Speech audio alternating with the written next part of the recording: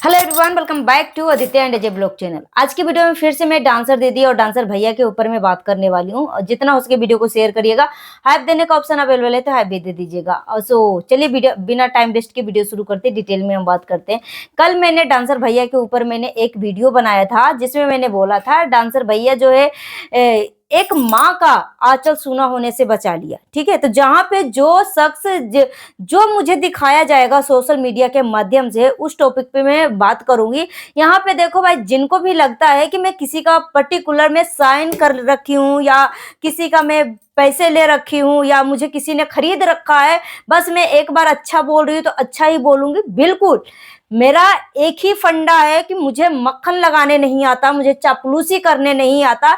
जो जैसा करेगा उसके ऊपर वैसा रिएक्शन बनेगा। ठीक है, तो जहां पे जब डांसर भैया गलत साबित हो रहे थे, जब मैं डांसर भैया के ऊपर एलिगेशन लगा रही थी, उस टाइम जो है डांसर दीदी की फैमिली की तरफ से कोई भी एलिगेशन का कोई भी यहाँ पे वीडियो नहीं बनाया गया, कोई भी चीजों का यहाँ पे मतलब सफाईनामा नहीं दिया गया। तो उस चीज को मैंने भी फिर अच्छे से पब्लिक को मैंने समझाया कि हो सकता है डांसर भैया को बोला जा रहा है कि उसके फेसबुक की कमाई कहाँ जा रही है डांसर दीदी का, और डांसर दीदी का इतने सालों से फेसबुक अकाउंट मोनेटाइज क्यों नहीं हुआ, जबकि फेसबुक अकाउंट का जो क्राइटेरिया है बस 5 स्टेप है। आपका खुद का ओरिजिनल कंटेंट होना चाहिए, 60,000 घंटा होना चाहिए और 5,000 फॉलोवर्स होना चाहिए और रिपीटेड कंटेंट नहीं होना चाहिए ना, कॉपीराइट कंटेंट होना चाहिए। ठीक है, अगर ये सारी कोई कुछ भी अगर प्रॉब्लम है तो उस चीज को कंप्लीट करिए और डिलीट करिए। ठीक है, और फिर आप मोनेटाइजेशन अप्लाई कर सकते हैं। ठीक है, तो बस इतनी सी छोटी सी चीज है। अब फिर भी उस डांसर दीदी का फेसबुक अकाउंट मोनेटाइज नहीं हो रहा है, तो मैंने सवाल भी पूछा। मुझे किसी ने बोला कि हो सकता है दीदी वो ये सारी चीजें छोटी सी चीजें क्योंकि वायरल फेस है और उसका 5,000 सब्सक्राइबर 60,000 घंटा कंप्लीट करने में कोई पहाड़ नहीं टूट पड़ रहा है। ठीक है, उसकी वीडियो इसके फोटो लगा के कोई तीसरा पर्सन जो है अगर फेमस हो रहे हैं तो उसका क्या, उसके आईडी पे 9 लाख फॉलोवर्स जो है जम चुके हैं और एक आईडी पे डांसर दीदी का 7 लाख के अंडर फॉलोवर्स हो चुके हैं। ठीक है, तो यहाँ पे देखो 7 लाख 9 लाख इस तरीके की आईडी मतलब वहां तक पहुंची हुई है, तो उसमें क्या 60,000 घंटा जो है कंप्लीट नहीं हुआ होगा, 5,000 फॉलोवर्स नहीं कंप्लीट हुआ, जहां पे 9 लाख फॉलोवर्स कंप्लीट हो गए तो 5,000 फॉलोवर्स क्या चीज है। ठीक है, तो यहाँ पे देखो कोई भी बेवकूफ नहीं होता है। अगर कोई चुप है तो इसका मतलब कैमरे के पीछे कोई गहरा राज छुपा हुआ है। अगर डांसर दीदी की मम्मी भी आकर उस चीज पे अपना कोई जवाब नहीं दे रही है तो इसका मतलब कुछ समझौता तो जरूर हुआ होगा, क्योंकि डांसर दीदी की फैमिली भी बकलोल नहीं है कि किसी के फ्री में काम करते जाए और अपना मेहनताना ना ले। ठीक है, जहां तक मैंने डांसर दीदी की मम्मी का मैं नेचर जानी हूं कि वो भी बदतमीजी से बात करती हैं इस तरीके से, मतलब आप भी सोशल मीडिया पे आप सुने होंगे। ठीक है, तो या इतना भी वो सीधा नहीं है। अगर फेसबुक अकाउंट डांसर दीदी का मोनेटाइज नहीं हुआ है, इसके पीछे कुछ बहुत बड़ा गहरा राज छुपा हुआ है और ये पब्लिक में नई चीजें लाना चाहते हैं।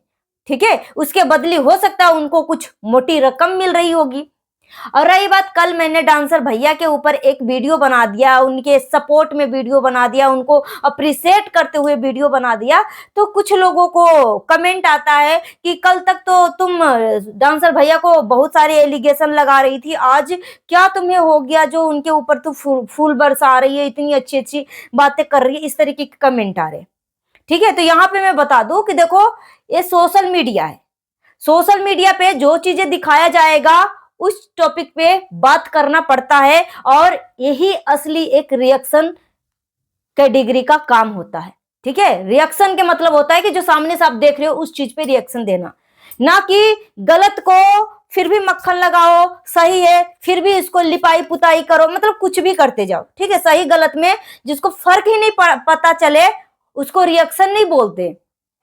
तो डांसर भैया का सच में मैं जब कल वीडियो देखी थी, मुझे बहुत अच्छा लगा कि वो बंदे को करंट लगा हुआ है, ठीक है। मगर जब मैंने वीडियो अपलोड किया था डांसर भैया को लेकर, तो एक ही वीडियो आया था जिसमें डांसर भैया जो है उस मजदूर लड़के को हॉस्पिटल लेके जाते हैं, और उसके बाद एक वीडियो और ज्यादा अपलोड किया जाता है, ठीक है। और जब तक दूसरी वीडियो अपलोड होती है तब तक मेरा वीडियो जो है एक्सपोर्ट हो जाता है, अपलोडिंग पे मेरा लग जाता है। उसके बाद मैंने वो वीडियो देखा कि उस शख्स को ना कोई जहरीला चीज काटा है, ना गर्मी से इसका तबीयत खराब हुआ है, उसको करंट लगा हुआ था।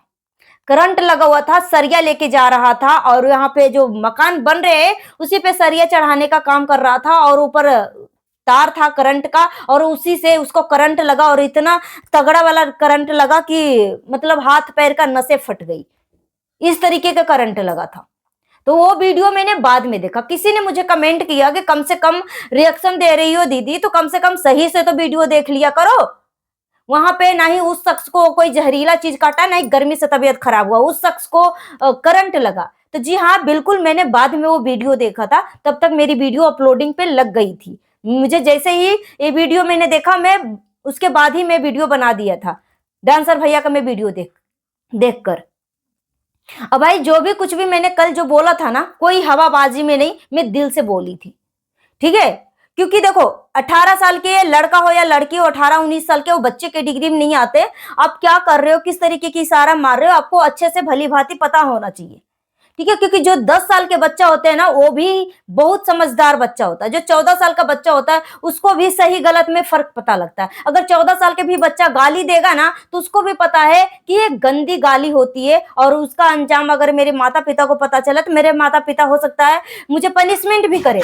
टीचर अगर स्कूल में इस तरीके की बच्चा गाली गलौज करता है, अश्लील इशारा करता है, तो हो सकता है स्कूल वाले भी, टीचर भी माँ बाप को कंप्लेन करे कि तुम्हारे बच्चे ऐसे ऐसे कर रहे हैं, ठीक है।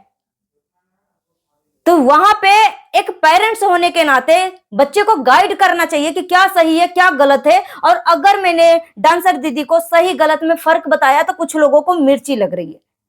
भाई हम डांसर दीदी का हित हैं, ठीक है, हम कभी नहीं चाहते, हम चाहते हैं कि डांसर दीदी आगे तरक्की करे, अपने माँ बाप का ख्वाहिशों को पूरा करे।